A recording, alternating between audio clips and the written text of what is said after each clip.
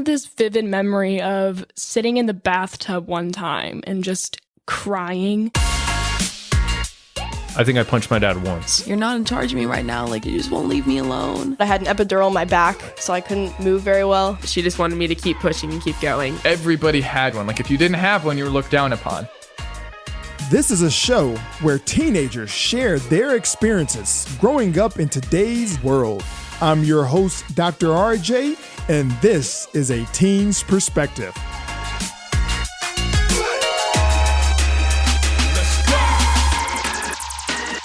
Hello, and welcome to A Teen's Perspective.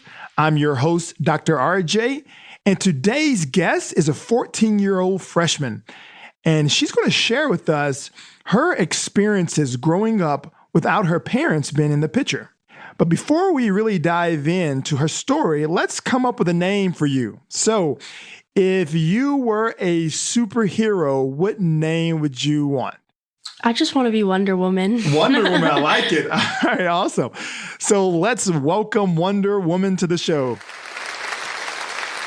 All right, so let's start off at the beginning. Like, explain to us how, your process of being raised. Well, my mom had me really young. She was about, I think, 19 when she got pregnant and had me when she was 20, and she was not ready for a kid. She was on a lot of drugs, and she drank and did drugs when she was pregnant with me. And when she had me, she did not want to give up her life for a child that she didn't even want in the picture. So one night she said she was going to go out to a club and ask my grandma to babysit me, and she just didn't come back. She just kind of left me with my grandparents. And my dad, he chose a long time ago that he did not want to be in my life. But he's decided now that he wants to try and get back in the picture, but I'm not really fanatic about that idea. Wow. So the grandma, this is your mom's mom. Yes, sir. And essentially, she didn't even tell your grandma what was going to happen. She said, hey, just take care of her. I'll be back. And just literally never came back. Yeah, she just didn't come back for months. Share with us, what age do you really remember understanding what's happening? I understood that my mom did not really want me around when I was like 3, but I didn't understand that she was on drugs and all this stuff until I was about like 8 or 12, around that age. Oh, wow. So just growing up for you, it just felt normal just having your grandma around. Yeah. My grandma has always been like a mom to me, but since I knew who my real mom was, I always called her grandma. Oh, I see. Okay. And when you found out that your mom did not want you and she was on drugs, share with us some of the thoughts and your feelings during that time. I don't really know how it made me feel because I had my grandma who was always there for me. And like, if it wasn't for me, she would be really lonely because she ended up getting a divorce from my grandfather. My mom just is a really hurtful person. I think some part of her just doesn't understand that like what she does and says affects other people other than herself. But I mean, it does kind of like break a part of you to know that like the person who brought you into this world doesn't want you in it. Share with us your experience, going through elementary, because I know 4th, 5th grade, you start to really experience the challenges of being around other kids. Kids can kind of be mean, they can start to bully, things like that. So share with us your experience around that time. Well, I didn't even know I had a dad until kindergarten because my best friend, she was like, how do you exist? And I was like, storks, duh, like they brought me here. And she was like, that's not right. And I was like, why? And she's like, well, there has to be a mom and a dad. You can't just give a baby to a mom. You have to have both.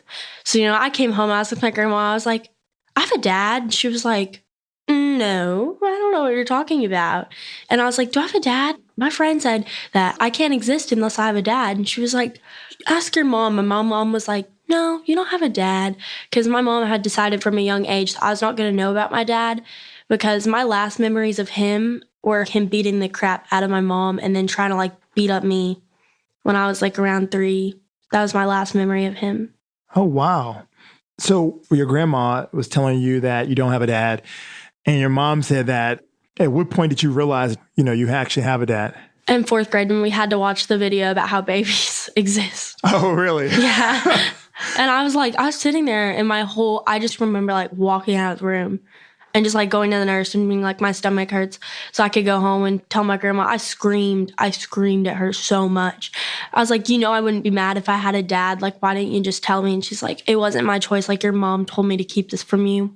What was the reason for them to keep it from you? Just because of who my dad is and what he's done to put himself in the place where he is now, in prison, all the crimes and all, just like, and also following the fact that I know who my dad is. It's all the other kids that he had that they just didn't want me to know about. Okay, so you're made it through elementary and now you're in middle school. And middle school brings its own challenges. Share with us about middle school. Middle school, I actually went to a different middle school than what my elementary was zoned for because my grandma worked at another school that was closer to that middle school. And it was really hard just showing up on the first day of 6th grade and no one knowing who you are and you not knowing anyone. And it was scary. It was really scary. My anxiety was out of the roof. It was pretty easy. I got good grades. I made it onto the cheer team. But then around 7th grade, I had this friend that was at my house on a bad night where we had a lot of family drama go down.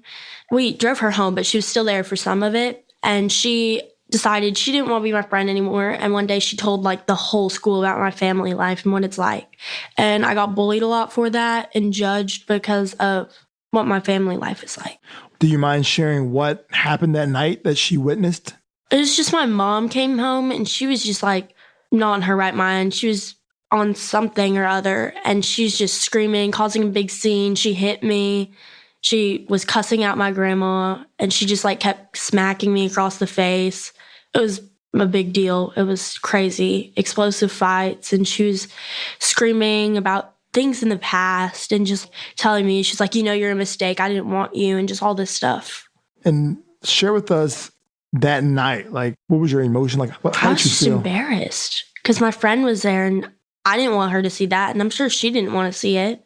So it sounds like you were more embarrassed that it happened as opposed to the words that your mom and her actions. Yeah. And is it just because you were already like used to who your mom was? Yeah. I mean, I know her better than she knows herself. I can tell you what she's going to say 10 minutes before she says it. What age do you feel like you just came to terms that like, look, I have a mom and she's not the best for me and I'm okay with that? I still haven't come to terms that she's not the best for me because she's my mom. Obviously, I would like a mom and like I want her in my life, even though I know she's going to hurt me.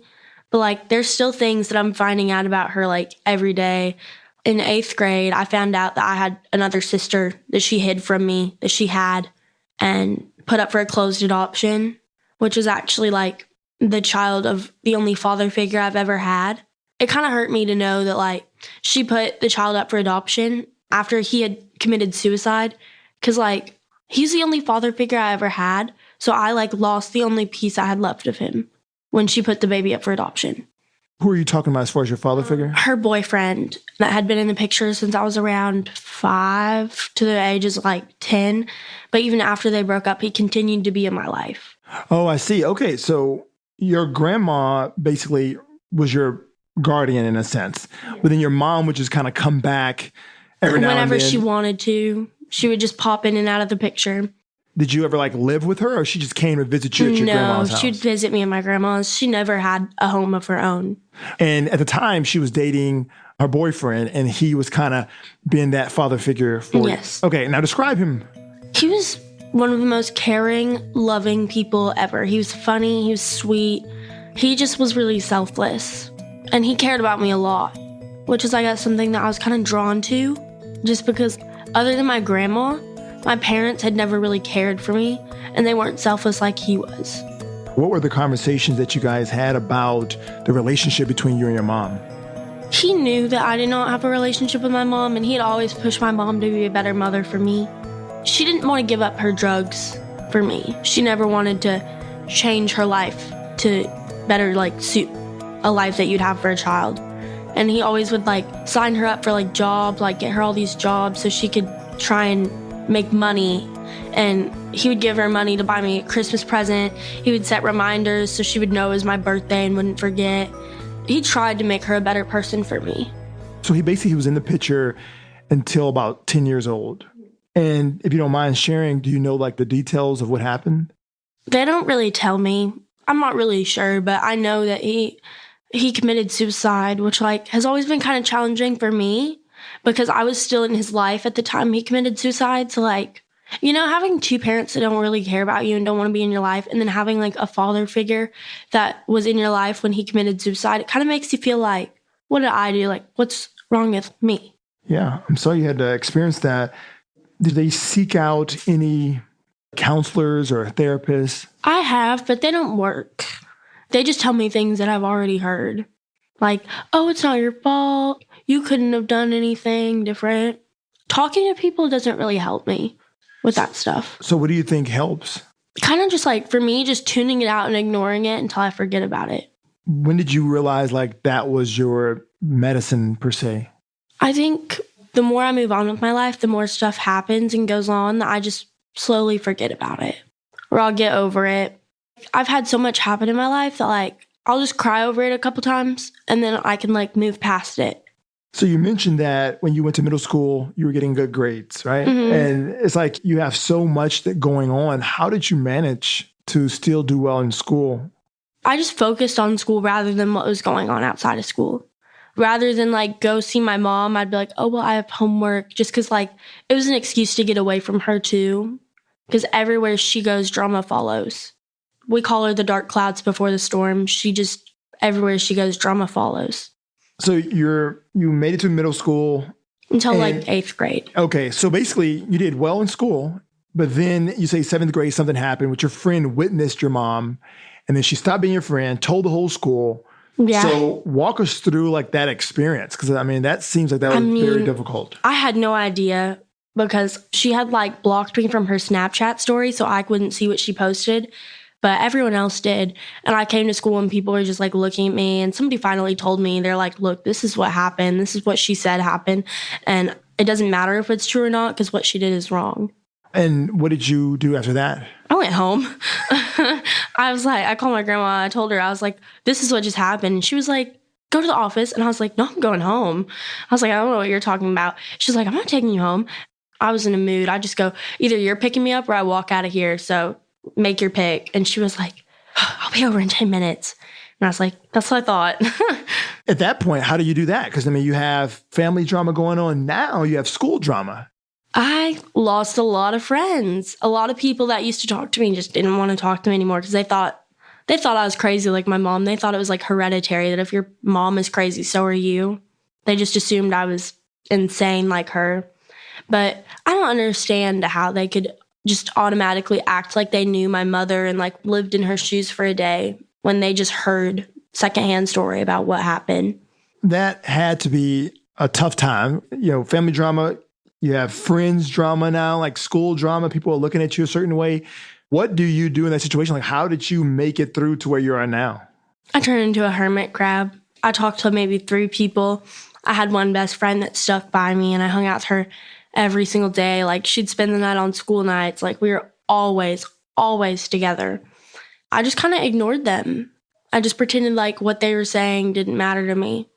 Now, I know there's a lot that was happening in middle school, but share with us some of the good things of middle school, like some of the fun things, the happy memories. I was on the cheer team. That was fun. The coach was not my favorite person. She really did not like me just because, like, when I say the whole school heard about what that girl said, the whole school.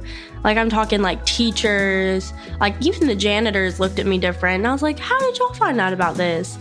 But she didn't like me. She didn't like that I lived with my grandma. She thought it was very untraditional. She was a very, very old school Christian. So she was like, my parents are divorced. They're not in the picture. And they're not the perfect figure of healthy people. So once she heard about them, she really just judged me and thought I was exactly like them and thought I was toxic for the cheer team. But I really just loved being there. I showed up every day. I would stay after to try and like help clean up the mats and stuff. I really just loved being a part of the team. It sounded like cheer was a big part of it, right? So, and you cheered throughout middle school? Until about 8th grade. Until 8th grade. And I quit. Okay. Share with us your experience in 8th grade, because right now you're a freshman, right? So that was just last year. 8th grade was not my year. Not at all my year. I came back to school, and as soon as I came back to school, I caught a lot of attention. because over the summer, I had kind of got more of like a womanly figure. And I came back to school and all these guys were staring at me and they were like, oh, look, she came back from summer and now she's thick. And I had to Google that. And when I Googled what thick meant, I was like, oh my gosh, why are guys looking at me? So I started wearing like baggy clothes and stuff. And as soon as I started wearing like baggy clothes, all my teachers were like, are you okay? Are you depressed? Like, do you need to talk to a counselor? And I was like, no, these guys are just staring at me and it makes me feel so uncomfortable. I have never been the person that everybody stares at. I'd never been the person who had the attention on them. I'd always kind of been like the person that was ignored and stuff and pushed aside, even like at home as a person that was like ignored.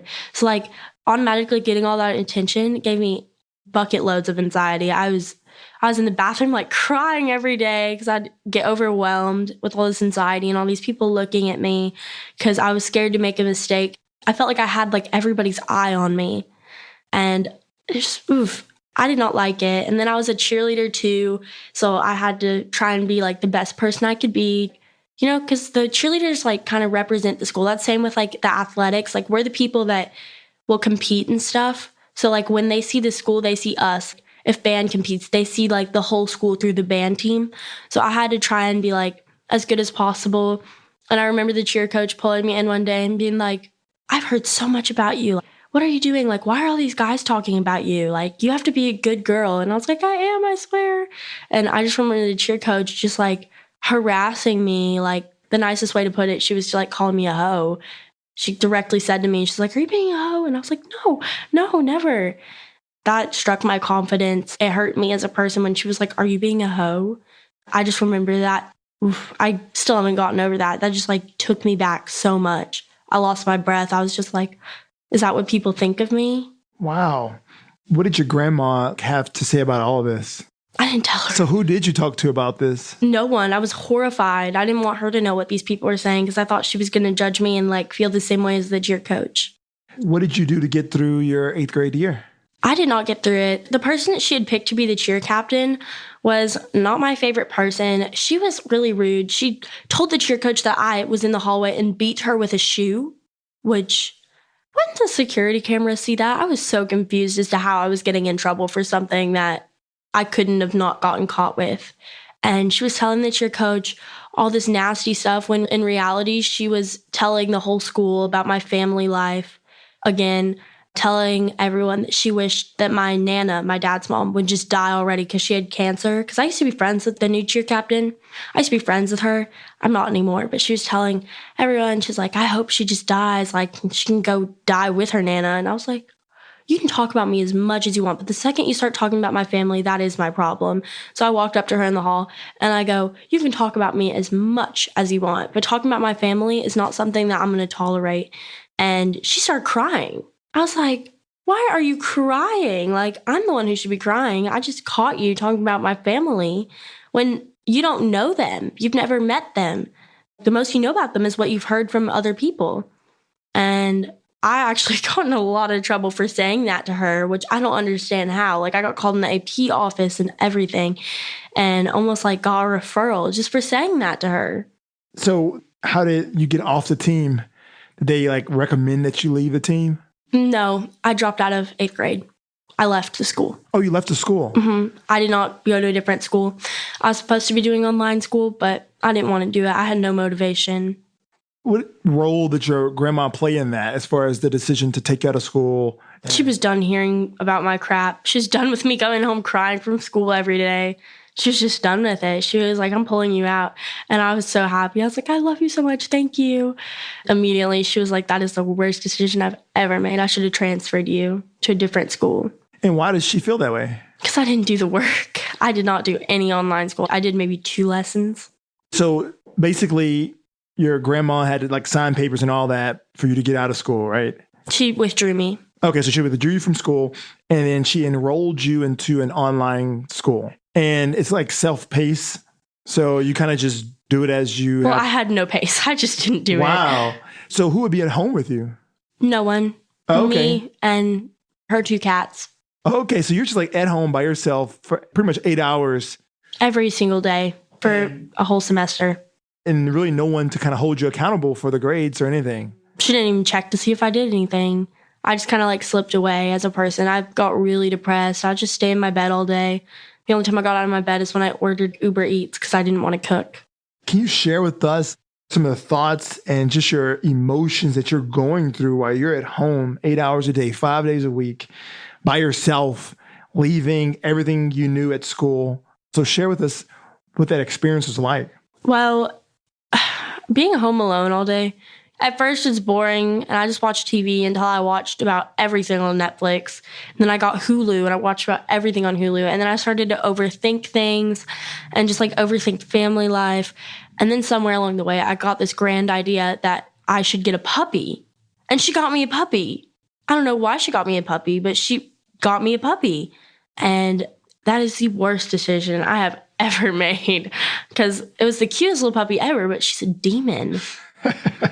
She's evil. She eats walls. She eats shoes. She tries to eat the cats. She attacks them. I mean, they're not mine. I don't really like them. They make me sneeze. So you're basically going through this boredom. Because I mean, at first there's probably some excitement, right? Because like, oh, I'm home by myself. Yeah, I'm like home alone. I can do anything. Yeah, you can order pizza, whatever. And then it goes to boredom. And then you get the puppy, and that created a whole nother challenge. So like, created a whole lot of frustration is what it did. She was so cute. At first she slept, but then she had endless energy. She would pull my hair and like drag me off the bed at night to go throw the ball for her at like 2 a.m. I was like, no. She peed all over my carpets. My room stinks. it's not like you didn't have any schedule. There was no like bedtime. You just go to sleep when you want to. I was up till 3 a.m. and I slept till about noon. Did you have a phone and social media and all this? Yes. What role did social media play in this middle school It time? almost made me feel like I would see like all these pictures and videos on people's stories from them being at school. And I just almost felt like I missed it.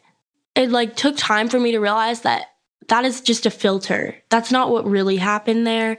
They're not going to post about all the mean things said about them. They're just going to post the fun times and all the smiles they had with their friends. That's a very good point.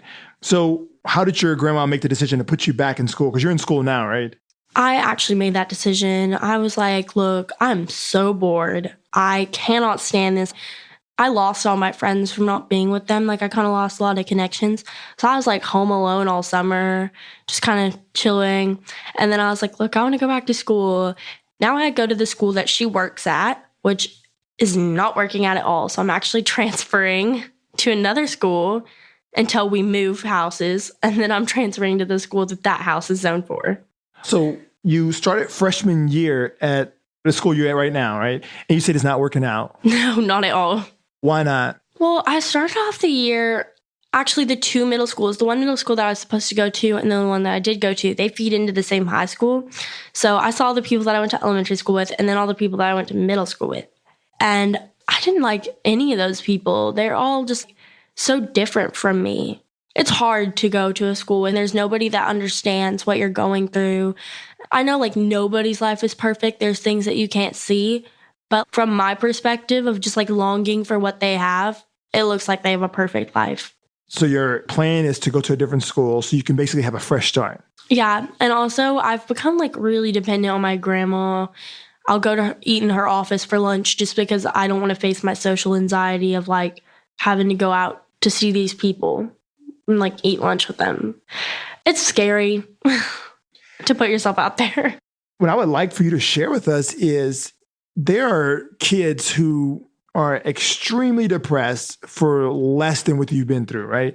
So you've been through a lot through your life. What do you think is the reason why you can sit here today with a smile on your face, talk about your story? What helped you get through all of that? Family, my grandma, she's my rock. Whatever happened, she was there. Even if nobody else was there, she was. And she does everything she can to make me happy. I'm getting my driver's license early, hardship license, because for some reason I feel like I need this freedom to be able to like escape when I can, and I don't want to wait another like 2 years. She does what she can to make me happy. We're moving out of this neighborhood, which is something that I've wanted for a long time, and she does her best. She does everything she can. She'll let me go to like the camps I want to. She doesn't really trust me at all, which is hard, but I'm pretty much allowed to do whatever I want. Like, I can go to my friend's house. She doesn't interview their parents or do background check on them. She'll take me to the mall if I want to go to the mall. If I ask for a shirt, usually she'll buy it, which I guess makes me sound really spoiled, but I do the same thing for her. I'll buy her stuff when I can. I'll do things for her. I'll cook dinner sometimes. We do a lot for each other. That's awesome. We talked about what helped you get through all of these experiences, and you mentioned it was your grandma. Yeah. So now the question is, what about you helped you get through all these experiences? I guess just my ability to like break things down and realize in the end it's not my fault and that there is no fault and that things happen for a reason and that someday it'll all make sense. When did you get that revelation? Just by going to church. They talk about it all the time at church. I'm really close to the preacher, and you realize at the end of the day, all of this is going to make sense one day. And already some of the stuff that has happened in my life, already it's starting to fall into place and make sense. And I just like realize, you know, it might take 20 years, but it will make sense one day. And you mentioned that your church, when did you start going to church? Have you always been in church and all this I've just time? always gone to church. I mean, we've gone to different churches, but we've always gone to a church. And what role do you believe the church played in all of this? Just the preacher saying things like, it'll all make sense one day, and there is no fault to blame. Like, God makes things happen for a reason. And I'm not saying that, like, God is doing this to you, because at the end of the day, we all make our own decisions, but he will make sure that it all makes sense one day. We already talked about your freshman year, and it sounds like you have a plan as far as, get a fresh start. And you also mentioned at the beginning of the show that your dad is starting to make contact with you and try to get more into your life. So talk to us about that. He's in prison for multiple reasons that make me not want to associate myself with him. But he calls me from the prison phones and I never answer. So his mom decided to start harassing me and saying, if you don't answer his calls, I'm going to drive down to Austin right now. Just saying all these things, like kind of almost threatening me that if I don't answer his calls, that she's just going to like go ballistic or something. So I started answering his calls. I don't even talk. I just listen to all his crap about like, once I get out, I'm going to be better. I swear I'm going to be a good father to you. And I'm going to be a good father to all my other kids. And you're my firstborn. You know you're special. And I'm like, yeah, okay. It doesn't mean anything to me. So for you, it's more so you want to see the change first and then... Yeah, I don't even care how much he changes. He made the decision 14 years ago not to be in my life. I had to live with it. I didn't get a say-so. So I'm making the decision, and he's not going to get a say-so, and he's going to have to live with it. Oh, okay. So there's really no plans for the future. My only plan is to keep him out of my life for good. And what about your mom? She's always been in the picture, so it'd be weird if I cut her out now. But ever since I got internet access, I've always been like on the internet looking for like those homes for women to like get them back on their feet. But she refuses to go to a quote-unquote Jesus camp, and she refuses to get her life back together. So even to this day, she's still kind of caught up in drugs and things like that? It's not as much drugs anymore as it is just like marijuana. She's almost a better person when she's high because she like has more chill when she's high. She's not as crazy bipolar when she's high. She's more of just like tuned out of what's happening. What are the arrangements that you guys have now as far as visitation, like her seeing you and hanging out? I don't really see her anymore. I do my best to avoid her just because I don't want the drama that comes with her. I never really see her anymore, which, I mean, I'm fine with that. But there is no visitation because my grandma adopted me when I was around 12. So, everything that happens to me is up to her. And when was the last time you saw your mom? In September. And then when was the last time you talked to her? I was texting with her a couple days ago. Okay. What is you guys' conversations like? She was sending me selfies of all these wigs she bought. Okay, so it's pretty casual. Just kind of you guys. It was weird. I was like, why are you buying wigs? I was actually supposed to go out to dinner with her that night, but I did not want to. So I made up an excuse. I was like, I'm sick. I'm throwing up. She's like, should I bring these to dinner tonight? And I was like, if I wanted your wigs, I could go to Party City. And she was like, these are nice wigs. I don't know what you're talking about. I was like, yeah, okay, whatever. So it sounds like the relationship is just every now and then she'll text you and just kind of casual. She's more of like a sister to me than she's ever been a mom. And just kind of random when she says, hey, let's hang out. It's just kind of whenever. Yeah. Got it. You can kind of look and see past until you graduate. So you're like in senior year. What role do you think your mom is going to play from now until senior year? I think she's just going to be the person that like is always going to push me to be a better person. Not like she's pushing me. She could not care less about what happens to me in the future. But like she makes me push myself just because I'm trying so hard not to like be the person that she's like. I don't want to fall into that life. What is your grandma's opinion on the communication between you guys and all that? I don't really like my mom, so she's not really concerned about all our conversations because she knows that I would not change my life and live with my mom for anything, that I like where I'm at. And what is the relationship between your mom and your grandma? Oof, that's a whole nother conversation. It really depends on the day. Sometimes my mom is crazy and is like, she has these weird tangents of like, you stole all my money. And my grandma is like, what money? The best job you ever had is a barista at Starbucks. I have no idea what you're talking about. And my mom's like, no, you took all my money. And I'm like, actually, you took my money. She took the money out of my college fund to like buy a car or something. Okay, so it sounds like... I was like, whose money? Okay, whatever. So it sounds like their relationship is just kind of It all over depends the on the place. day. Yeah. You mentioned that through all this, you've had therapists, counselors, and all that, but you don't really see them really working out. Are you talking with someone now? No, my grandma wants me to go to like a psychiatrist just because she thinks I'm going to be like emotionally damaged. She thinks I have like PTSD or something, when really I'm fine. I mean, I've been dealing with this stuff since I was born. It's my normal. There's no such thing as normal, but each person has their own normal, and this is my normal.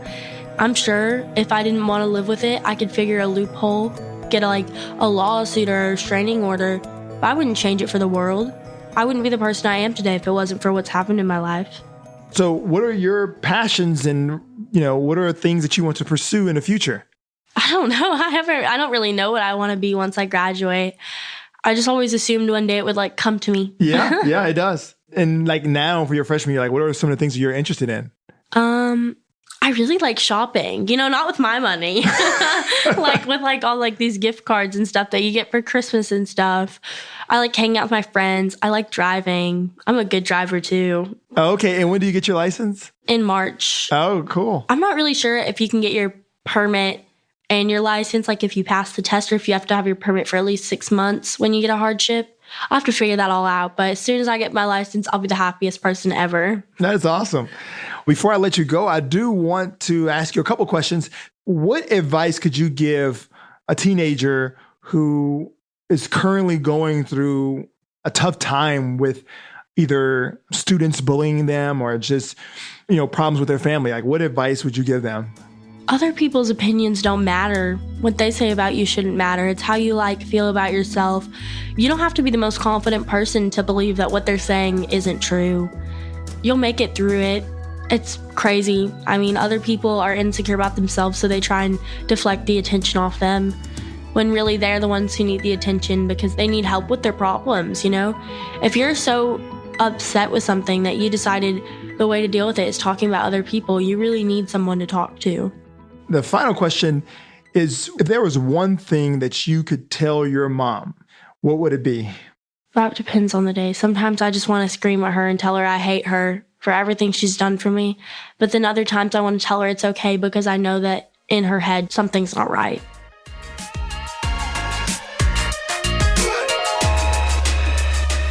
Well, I hope this interview will help in some way with the relationship between you and your teen. Thank you for listening, and thank you so much for all your support. Please review, rate, and subscribe, and share with a friend. Once again, I'm your host, Dr. RJ, and this is A Teen's Perspective.